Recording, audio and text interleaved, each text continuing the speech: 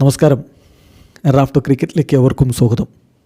Dubai international cricket സ്റ്റേഡിയത്തിൽ ഇന്ന് Asia കപ്പിൻ്റെ സൂപ്പർ ഫോറിൽ ബംഗ്ലാദേശും പാകിസ്ഥാനും തമ്മിൽ ഏറ്റുമുട്ടുകയാണ്. ഇതൊരു വെർച്വൽ സെമി ഫൈനലാണെന്ന് പറയാം. വിജയിക്കുന്ന ടീം ഫൈനലിലേക്ക് എത്തും.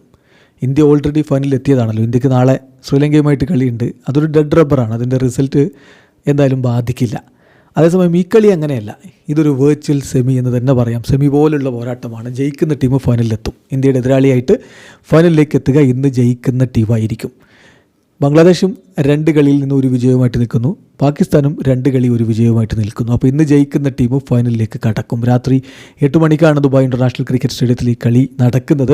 തീർച്ചയായിട്ടും പാകിസ്ഥാൻ ഒരു എഡ്ജുണ്ട്. കാരണം ബംഗ്ലാദേശ് ഇന്നലെയാണ് ഇന്ത്യക്കെതിരെ കളിച്ചത്. ഇന്ന് വീണ്ടും ഇറങ്ങുകയാണ്. വിശ്രമമില്ലാതെ അവർ കളിക്കുന്നു. അതേസമയം പാകിസ്ഥാനെ സംബന്ധിച്ചിടത്തോളം ഒരു ദിവസത്തെ റിക്കവറിക്കൊക്കെ സമയം കിട്ടി കൂടുതൽ ഫ്രഷ് ആയിട്ടായിരിക്കും അവരുടെ ടീം ഇറങ്ങുക. അപ്പോൾ എന്ത് സംഭവിക്കും എന്നുള്ളത് കാത്തിരുന്ന് കാണണം. നമ്മളെ സംബന്ധിച്ചിടത്തോളം ഇത് 2 ടീം വന്നാലും നമുക്കത്ര പ്രശ്നമുള്ള കാര്യമൊന്നുമല്ല. 2 ടീമിനെയും നമ്മൾ മുമ്പത്തെ കളികളിൽ പഞ്ഞിക്കിട്ടതാണ്. അപ്പോൾ അതുകൊണ്ട് ആര് വന്നാലും ഒരുപോലെ. പിന്നെ ഇന്ത്യ പാകിസ്ഥാൻ ഫൈനലാണെങ്കിൽ അതിൻ്റെ ആവേശം വേറെ ഒന്നായിരിക്കും. കളിയിൽ ആവേശം ഉണ്ടോ എന്നുള്ളത് വേറെ ചോദ്യം. മറ്റ് കാരണങ്ങൾ കൊണ്ട് ഇതിൻ്റെ ഹൈപ്പ് വളരെ വലുതാണല്ലോ. അപ്പോൾ ഇന്ത്യ പാക് മത്സരമായിരിക്കും മിക്കവരും കൊതിക്കുന്നുണ്ടാവുക. അപ്പോൾ ഇന്നത്തെ മത്സരത്തിൻ്റെ ആ ഒരു പ്രോബിൾ ലൈനപ്പും ടീം ന്യൂസും ഒക്കെ നോക്കുകയാണെങ്കിൽ ലിട്ടൻ ദാസ് ഇന്നലെ ഇന്ത്യക്കെതിരെ കളിച്ചിട്ടില്ല. തസ്കിൻ അഹമ്മദ് ഇന്നലെ ഇന്ത്യക്കെതിരെ കളിച്ചിട്ടില്ല.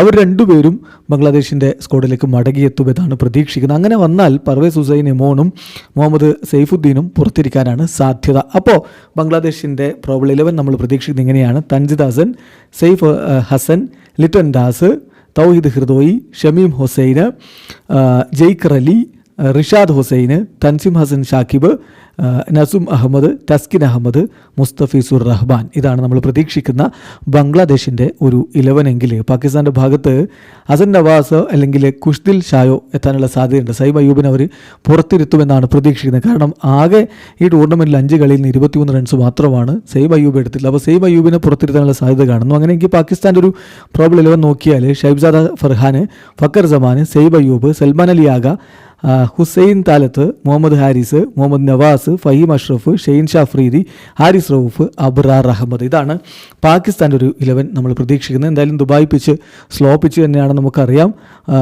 എന്തായാലും ഇന്നത്തെ മത്സരത്തിൽ എന്ത് സംഭവിക്കുന്നു കാത്തിരുന്ന് കാണണം. പാകിസ്ഥാനായിരിക്കുമോ ബംഗ്ലാദേശ് ആയിരിക്കുമോ ഫൈനലിൽ നമ്മുടെ ടീമിനെ നേരിടാൻ പോകുന്നത്? വീഡിയോ അവസാനിക്കുന്നു. ക്രിക്കറ്റ് ലോകത്തെ കൂടുതൽ വിശേഷങ്ങളുമായി റാഫ്റ്റോ ക്രിക്കറ്റ് എത്താം.